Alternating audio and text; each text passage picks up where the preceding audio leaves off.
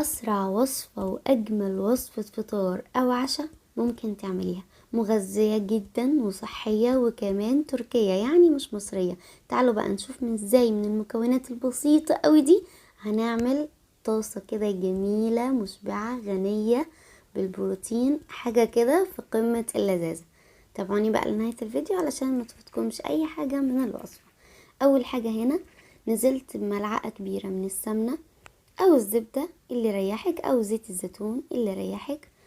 هنضيف عليها بقى بالشكل ده بصلاية متوسطة مقطعة مكعبات، وطبعا يا جماعة ما ننساش معاها رشة الملح يا دوب كده تدبل. ننزل بقى بفلفل اخضر سواء كان حامي او رومي زي ما حضرتك حابة والمتوفر عندك، ما تجيبيش حاجة كده مخصوص. عندك فلفل رومي الوان في الخطوة دي برضو حطي، بس بصراحة انا هنا هكتفي بالفلفل الرومي الاخضر سواء كان حامي او بارد. بعد كده ما يدبلوا يعني ياخدوا كده تشويحتين 3 مع بعض، هنبتدي دلوقتي ننزل بالمكون التالت معايا وهو الطماطم.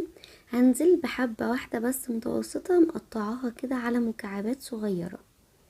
بصوا بقى ونقلب كل الكلام ده مع بعض ونستنى كده لغاية ما كمان الطماطم تدبل معاهم ويبقوا كده خلطة جميلة قوي. بصوا يا جماعة بجد مفيش اسهل من كده.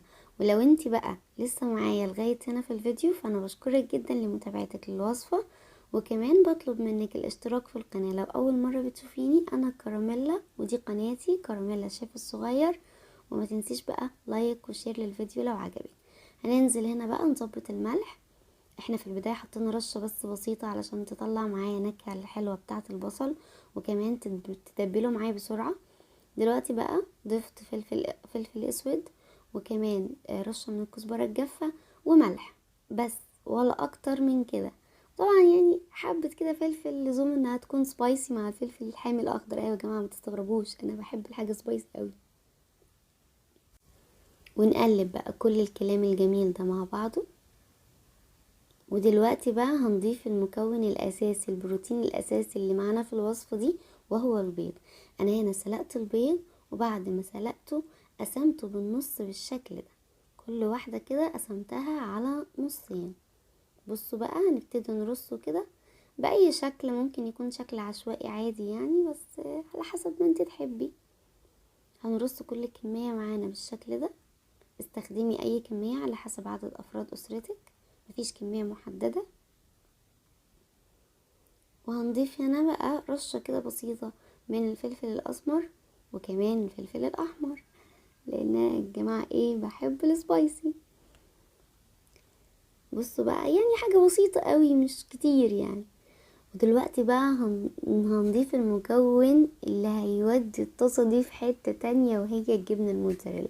عندك بقى جبنة شيدر جبنة موتزاريلا ميكس ما بين الاتنين، اي نوع جبنة عندك حطيه. طيب لو مش متوفر عندك لغاية هنا عادي جدا هتاكلي اجمل طاسة بيض. طيب دي جماعة بقى طاسة البيض على الطريقة التركية.